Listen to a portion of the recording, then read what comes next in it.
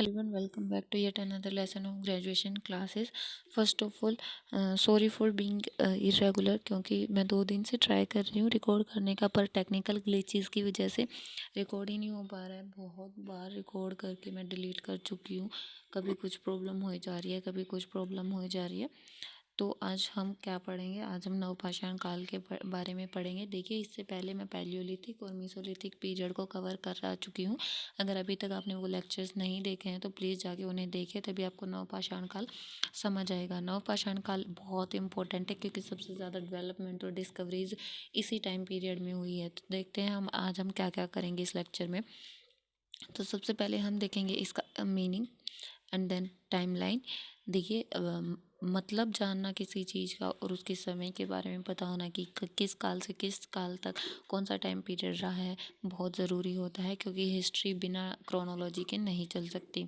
अच्छा, आप ये बताइए मुझे कमेंट सेक्शन में क्रोनोलॉजी क्या होती है, ठीक है। एंड देन हम इसके फीचर्स देखेंगे, क्या क्या फीचर्स हैं, क्या क्या विशेषताएं हैं, किस वजह से Palaeolithic period Neolithic period Palaeolithic और मेसोलिथिक दोनों से डिफरेंट है। देन हम इसके इम्पोर्टेंट सेंटर्स देखेंगे, कहाँ कहाँ से हमें इम्पोर्टेंट आर्कियोलॉजिकल रिमेन्स मिले हैं जो हमें बताते हैं कि नियोलिथिक पीरियड में किस तरह का की एनवायरनमेंट थे, किस तरह के स्टोन्स यूज़ होते थे, किस तरह की पेंटिंग्स यूज़ होती थी। ये हमें आर्ट्स बताती है नियोलिथिक पीरियड की, ठीक है। विशेषताएं देखेंगे, हम इसके महत्वपूर्ण केंद्र देखेंगे जहाँ से हमें ऐतिहासिक रिमेन्स मिले हैं, और कला के बारे में समझेंगे कि उस टाइम पे कला किस तरह से डिफरेंट थी। न्यू का मतलब होता है न्यू। देखिए, पैलियो का मतलब क्या होता है? चलो, आप पैलियो और मीसो दोनों का मतलब मुझे नीचे कमेंट सेक्शन में बताएंगे। अभी मैं आपको नियोलिथिक पीरियड के बारे में बता देती हूँ। नियो का मतलब होता है न्यू, ठीक है। न्यू किस वजह से? क्योंकि ये फर्स्ट डेवलपमेंटल फेज़ है, क्योंकि इस टाइम में सबसे ज़्यादा एग्रीकल्चर इस टाइम में स्टार्ट हुआ है। देन कैटल रियरिंग इस टाइम में स्टार्ट हुई है। पोट्री इस टाइम में स्टार्ट हुई है। सबसे इम्पोर्टेंट, पोट्री इस टाइम पीरियड में स्टार्ट हुई है। लिथिक का मतलब होता है स्टोन। इसका टाइम पीरियड है अराउंड 10,000 ईयर्स एगो। ये सबसे पहले क्या थे? फर्स्ट प्रोड्यूसर्स थे एंड एनिमल कीपर्स थे। इन्होंने एनिमल्स, किस तरह के एनिमल्स ये डोमेस्टिकेट करते थे? ये करते थे कैटल, शिप, गोट, इस तरह के एनिमल्स ये पालते थे। देन जो नियोलिथिक सेटलमेंट है इंडियन सब कॉन्टिनेंट में, वो मेहरगढ़ में है। उस टाइम पे हमारा इंडिया डिवाइड नहीं हुआ था, दैट्स वाई। और बलूचिस्तान के जो बलूचिस्तान में है मेहरगढ़, सॉरी, और बलूचिस्तान पाकिस्तान का प्रोविंस है। देखिए, मेहरगढ़ क्यों इम्पोर्टेंट है? क्योंकि मेहरगढ़ को बोला जाता है bread basket. Okay, bread basket क्यों बोला जाता है ये मैं आपको अभी आने वाली थोड़े टाइम में बताऊंगी जब लेक्चर आगे बढ़ेगा। ओके, तो हिंदी में देख लेते हैं। यहाँ पे आप प्लीज़ नाउ कर लेना, मैं यहाँ पे टाइप करना भूल गई। It's new. न्यू का मतलब होता है नव, और लिथिक का मतलब होता है पत्थर। नवपाषाण काल की अवधि लगभग 10,000 साल पुरानी है। ये सबसे पहले खाद्य निर्माता और पशु रखने वाले थे, यानी कि पशु पालन करने वाले से थे। किस तरह के पशु पालते थे? भेड़, बकरी, ठीक है, गाय, भैंस वगैरह को ये पालते थे। ओके, अच्छा, आप ये बताइए, जो सबसे पहला एनिमल रियर किया था नियोलिथ मानव ने, वो कौन सा था? वो सबसे पहला था डॉग, वाइल्ड डॉग, ठीक है। जब ये एग्रीकल्चर करते थे ना, यानी कि खेती करते थे, तब ये क्या देखते थे? जब ये खेती करते थे कि ऐसा भोजन देखते थे या ऐसे बीज देखते थे जो जल्दी उग जाए, जो पॉइजनस ना हो, ठीक है, जो जहरीले ना हो। और पशुओं में ये क्या देखते थे? जो कि ज़्यादा हिंसक पशु ना हो, इसलिए ये पालते थे, ऐसे पशुओं को ये पालते थे, ठीक है। और भारतीय उपमहाद्वीप में जो स्थित है नवपाषाण बस्ती, वो है मेहरगढ़। मेहरगढ़ पाकिस्तान के बलूचिस्तान में, और मेहरगढ़ को बोला जाता है रोटी की रोटी की टोकरी। ओके, क्यों बोला जाता है मैं अभी आपको बताऊंगी, जैसा मैंने आपको पिछली स्लाइड में बताया है, ठीक है। मेहरगढ़ कहाँ पे स्थित है? मेहरगढ़ सबसे बड़ी सेटलमेंट है नियोलिथिक टाइम पीरियड की। और कहाँ पे है ये है सिंधु नदी और मेडिटेरियन सी के बीच, ठीक है। और ये बोलन नदी के किनारे पे है, ठीक है, बोलन रिवर पे लोकेटेड है। देन अब हम इसके फीचर्स देखते हैं। टूल्स, देखिए पैलियो और मेसोलिथिक में किस तरह के टूल्स यूज़ होते थे। पैलियो में सिंपल रफ टूल्स यूज़ होते थे, नो पॉलिशिंग नथिंग। मेसोलिथिक आते आते थोड़ी सी पॉलिशिंग स्टार्ट हो गई थी, लेकिन न्यूलिथिक पीरियड में सबसे अच्छी पॉलिशिंग स्टार्ट हो गई थी और ये सबसे ज़्यादा स्टोन एक्सिस को यूज़ करते थे। और स्टोन एक्सिस के जो सबसे ज़्यादा रिमेन्स मिले हैं वो हमें हिली ट्रैक्ट्स मिले हैं, इंडिया के हिली ट्रैक्ट्स में। ऐसा माना जाता है कि मतलब ये वाले पीपल क्या मानते थे, परशुराम को एक्स यील्डिंग हीरो मानते थे। देखिए जो जिन स्टोन टूल्स के रिमेन्स मिले हैं ना, मैं जब इम्पोर्टेंट सेंटर्स कराऊंगी ना अभी तब मैं बताऊंगी, ठीक है। जब मैं ये पूरा लेक्चर कवर करा चुकी होंगी तो जब आप एग्ज़ाम में लिख रहे होंगे ना, वहाँ पे टूल्स में आप ये भी ऐड कर सकते हो। बट उससे क्या होगा, जब आप अगर आपका इम्पोर्टेंट सेंटर्स का क्वेश्चन आ गया है और फीचर्स का क्वेश्चन आ गया है तो वो रिपीट हो जाएगा। तो इस वजह से मैंने ऐसे मतलब इस वजह से मैं इस तरह से पढ़ा रही हूँ कि आप इसके फीचर्स भी एक साथ कर पाएँ। अगर आपका इम्पोर्टेंट सेंटर्स का क्वेश्चन आता है तो आप उसको भी अटेम्प्ट कर पाएँ, ओके। अब हम देखते हैं एग्रीकल्चर। एग्रीकल्चर सबसे पहले इस टाइम पीरियड में स्टार्ट हुआ था।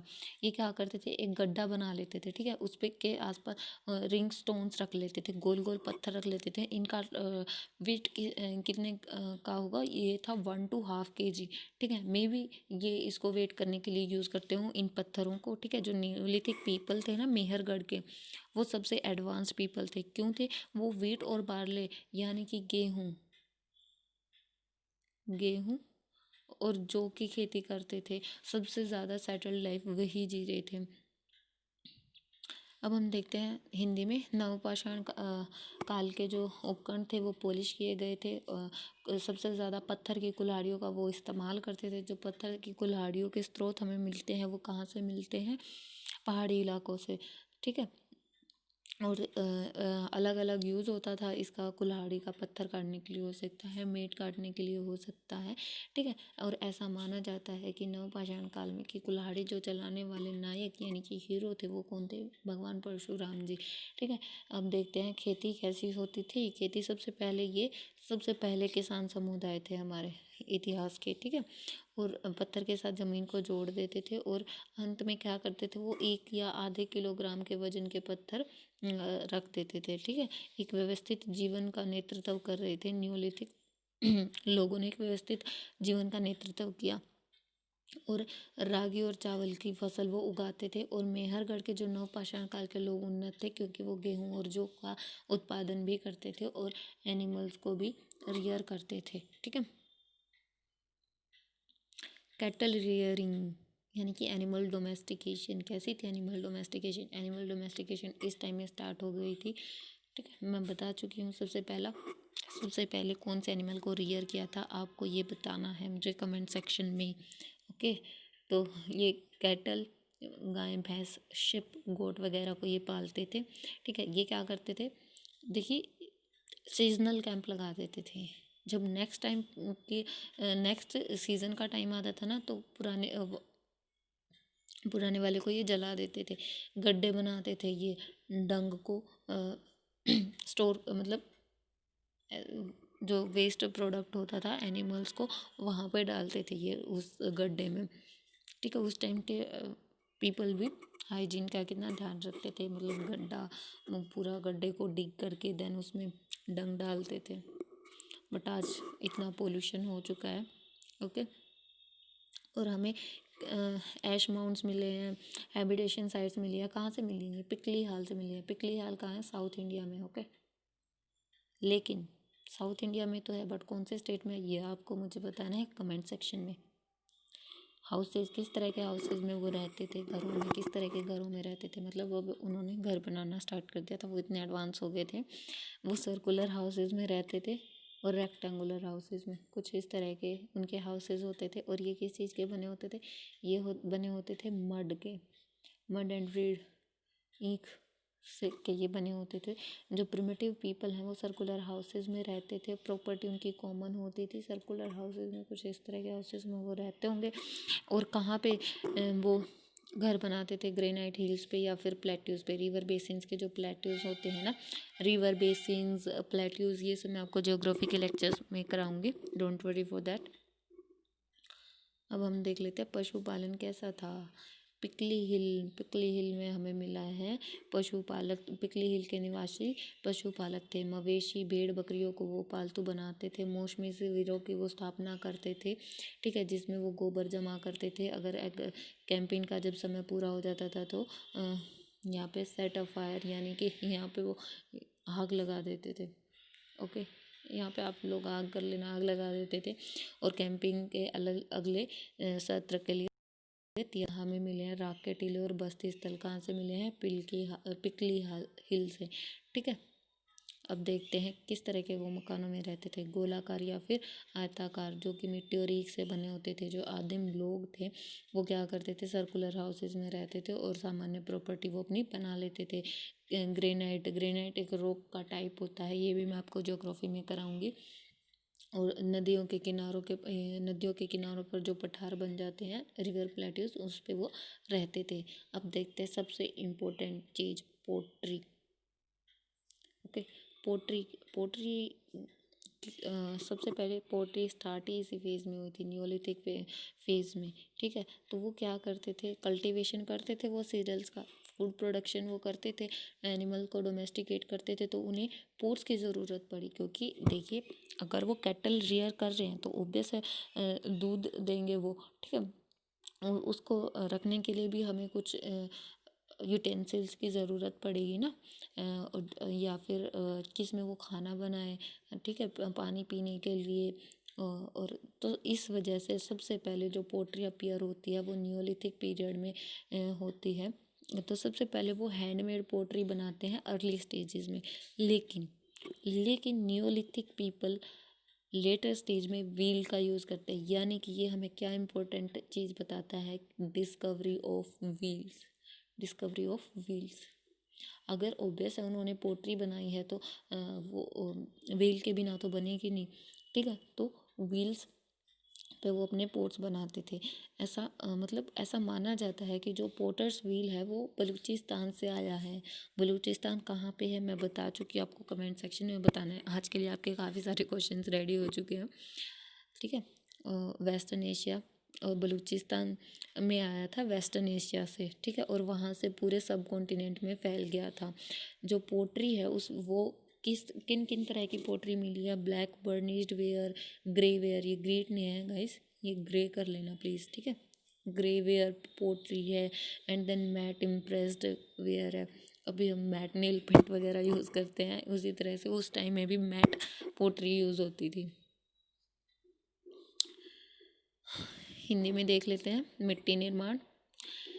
तो नवपाषाण चरण या नवपाषाण काल में कई बस्तियां क्या करती थी? अनाज की खेती करती थी, जानवरों को डोमेस्टिकेट करती थी। तो उन्हें ऐसे बर्तन चाहिए थे जहाँ पे वो अपने खाद्यान्नों का भंडारण कर सके।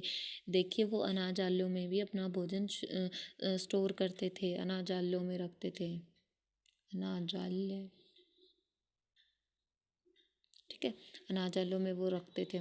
उसके बाद और ये अनाजाले किस चीज़ के बने होते थे? मिट्टी के बने होते थे। तो पहले जो पहला चरण हम देखते हैं नवपाषाण काल का, उसमें हमें हस्त निर्मित मिट्टी के बर्तन मिलते हैं, यानी कि वो हाथों से बनाते थे। लेकिन वहीं दूसरे ही चरण में वो क्या करते हैं? पैर के पहिए, यानी कि पैर के पहिए नहीं है, ये पोट्री व्हील्स हैं जिस पे हम मिट्टी के बर्तन बनाते हैं ना। तो ये हमें क्या बताता है? ये हमें बताता है कि पहिए का आविष्कार हो चुका था उस टाइम पे। नवपाषाण काल के समय पहिए का आविष्कार हो चुका था। जो कुम्हार का पहिया है यानी कि पोटर्स व्हील है, वो कहाँ से? पश्चिम एशिया से बलूचिस्तान में आया होगा। बलूचिस्तान कहाँ पे स्थित है? कमेंट सेक्शन में ज़रूर बताना, ठीक है। और वहाँ से फिर ये उपमहाद्वीप में फैल गया। जो न्योलिथिक पोट्री है उसमें हमें अलग अलग वैरायटी देखने को मिलती है। कहीं पे हमें ब्लैक कलर देखने को मिलता है, कहीं पे ग्रे कलर में देखने को मिलता है, और कहीं कहीं हमें मैट कलर देखने को मिलता है। ओके, अब हम इसकी आर्ट देखेंगे, आर्ट में क्या डिफरेंस आया है। ओके, तो आर्ट में क्या डिफरेंस है, जो ग्रेनाइट रॉक्स है ना कर्नाटका की और आंध्र प्रदेश की, वहाँ पे हमें ऐसे रिमेन्स मिले हैं कि जो नियोलिथिक मैन है अपनी पेंटिंग्स के लिए कैनवास के रूप में यूज़ करते थे। ठीक है, कुछ अलग अलग साइट्स हैं जैसे कि कुपगल्लू, पिकली हाल मैं आपको बता चुकी हूँ साउथ इंडिया में है, लेकिन आपको मुझे ये बताना है कि कौन से स्टेट में है। ओके, टेकलकोटा। ठीक है, और किन किन तरह की पेंटिंग्स मिलती थी हमें यहाँ पे हमें पेंटिंग्स मिली हैं वाइट कलर में, रेड ओक्रे कलर में, और जिनका बैकग्राउंड वाइट है।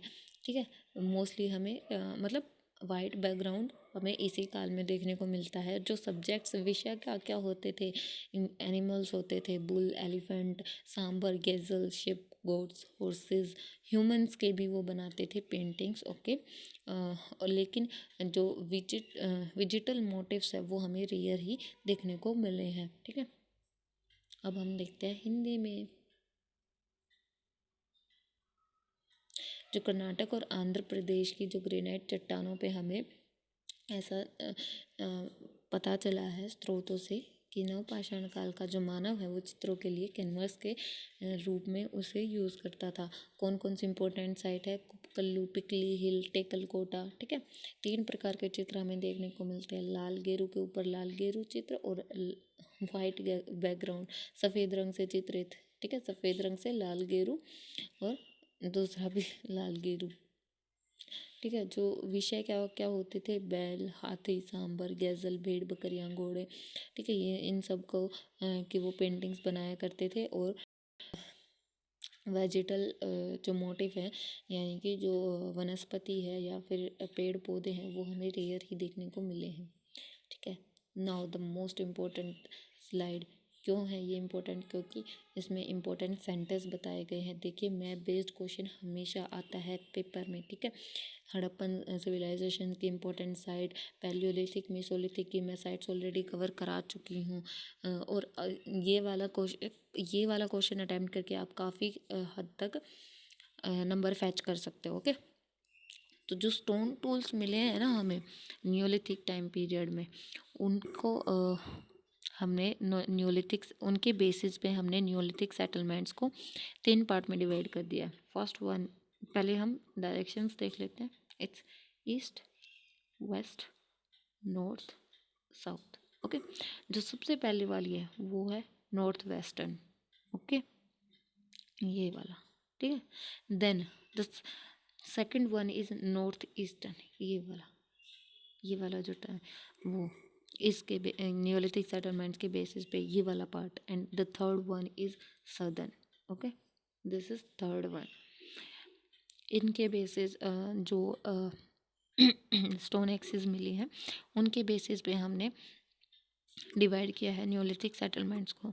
ठीक है, जो नॉर्थ वेस्टर्न है ना, नॉर्थ वेस्टर्न ग्रुप है, इसके टूल्स कैसे होते थे, रेक्टेंगुलर एक्सिस होती थी इसकी, लेकिन थोड़ा सा कार्व्ड एजिंग, यानी आयताकार करके आयताकार टूल्स हो गया, उसके बाद थोड़ा सा इस तरह से कट हो जाता था उसमें।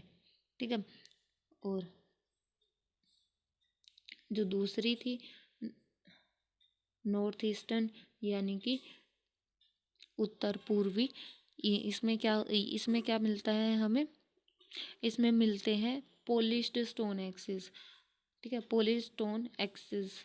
और लेकिन इनका जो एक्स होती थी ना, पीछे वाला हिस्सा होता था वो तो रेक्टेंगुलर होता था। ठीक है, कुछ इस तरह का रेक्टेंगुलर हिस्सा होता था। और जो साउथ है, साउथ में किस तरह के मिले हैं, साउथ में हमें मिले हैं ओवल शेप, ओवल ऐसे इस शेप के। ठीक है, लेकिन जो इनका पीछे का हिस्सा है वो थोड़ा सा पॉइंटेड होता था। ठीक है, उसके बाद जो कश्मीरी नियोलिथिक कल्चर है ना, वो यहाँ पे हमें कश्मीरी नियोलिथिक कल्चर, कश्मीर कहाँ पे है, यहाँ पे है ना। ये किस तरह से डिफरेंस है, क्योंकि यहाँ पे अलग अलग स्टोन बोन टूल्स मिले हैं, पिट हाउसेस मिले हैं, बुर्ज होम देखिए, ये रहा बुर्ज होम, वेट, ये रहा बुर्ज होम। बुर्ज होम कैसे डिफरेंस है, बुर्ज होम सबसे इम्पोर्टेंट साइट है, क्योंकि इसको बोला जाता है प्लेस ऑफ बर्च, यानी कि छाल जो होती है ना, छाल, छाल वाला प्लेस, यहाँ पे हमें छाल मिली है। ठीक है। और जो नियोलिथिक पीपल हैं वो लेक साइड में रहते थे, पिट्स में छोटे छोटे घर बना लेते थे, वो उनमें रहते थे, और हंटिंग और फिशिंग इस तरह की उनकी अर्थव्यवस्था थी। ठीक है। उसके बाद जो सेकंड है वो है देन मेहरगढ़। मेहरगढ़ में हमें मिले हैं वीट और बार्ली, यानी कि गेहूं और जौ के रिमेन्स मिले हैं, जो हमें बताते हैं कि यहाँ पे एग्रीकल्चर होती थी, डोमेस्टिकेशन होती थी। और